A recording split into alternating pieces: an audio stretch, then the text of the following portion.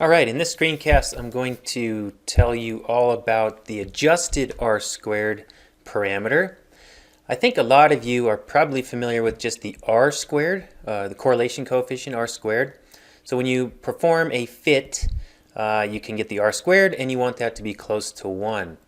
Now a lot of people just use R-squared and they think that making a model that maximizes R-squared is the best thing to do. So right here I've got some data, some XY data, and I fit the experimental data in blue to a second order model, and we get a pretty good model. We can keep adding terms into the model, so we can make a third order polynomial, a fourth order polynomial, and so on, and we can keep going. And if we continued to do that and we went up to a sixth order polynomial, you would see that the R-squared is exactly 1. In fact, whenever you have 7 data points and 7 parameters, a sixth order polynomial actually has 7 parameters because it has an intercept also. So when the number of data points matches the number of parameters, then the model exactly fits your data, and the R-squared, which is the correlation coefficient, is identically 1. So the model would perfectly fit the data. However, if you're not being careful, you wouldn't realize that if you're not on one of the experimental data points, for example, here if I'm at about 0.3 here, that the fit is way off of what you would expect from the rest of the data. Sort of, it doesn't really fit in. So the model does really weird things between data points, experimental data points, but then it always matches exactly when we have n data points and an n parameter model. So obviously relying upon R-squared is not the best thing to do if you're trying to create a general model that fits the data well. So obviously this is not a good fit. Instead, what we use is this parameter known as R-squared adjusted.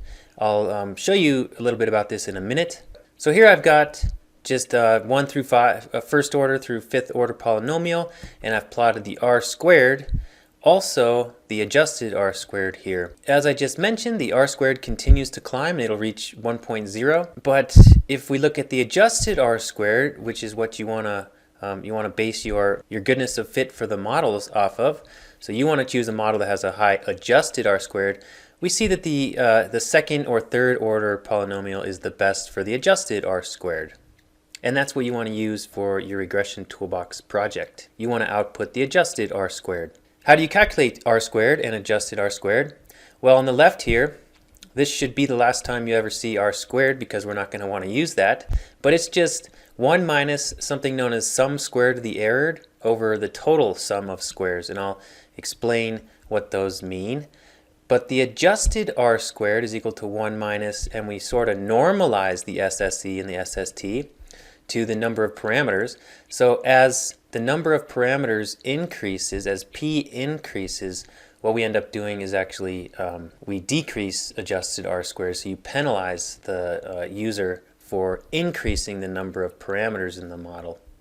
So the adjusted R-squared for statisticians is preferred because it penalizes for more terms. In order to calculate SSE, again that's known as the error sum of squared, we need to calculate something known as the residuals. The residuals are the difference between the model predictions here in the green, so that's basically our y hat, and then the yi's are the actual observations. So we might say, for example, that might be y2, but if we plugged in the model and came up with a prediction, we would end up with y2 hat.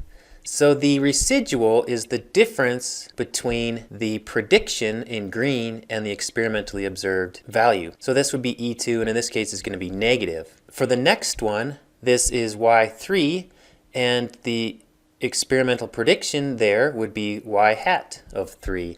And in that case, the residual would be E3.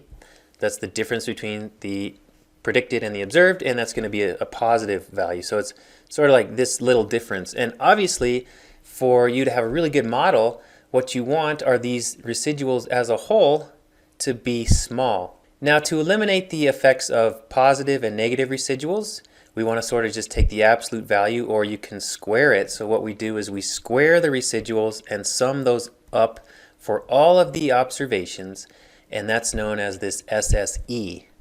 To calculate this SST value, we sort of do a similar thing, but what we do is we look to see how far each observation, so that is y1 up there, is from the average, which is y average. So you just take the average of all the y values. So this would be, the component of SST attributable to the first data point. We would then have another component, which would be y2 minus the average, and we keep doing that. Similar to what we did with the residuals, we're going to take the difference and we're going to square it just so the positive and negatives don't cancel each other out. And when we sum all of those differences when they're squared, this is known as the total sum of squares, SST. So we can take SST and SSE along with the number of parameters. So for a second order polynomial, we have something of the form y equals beta naught plus beta 1x plus beta 2x squared.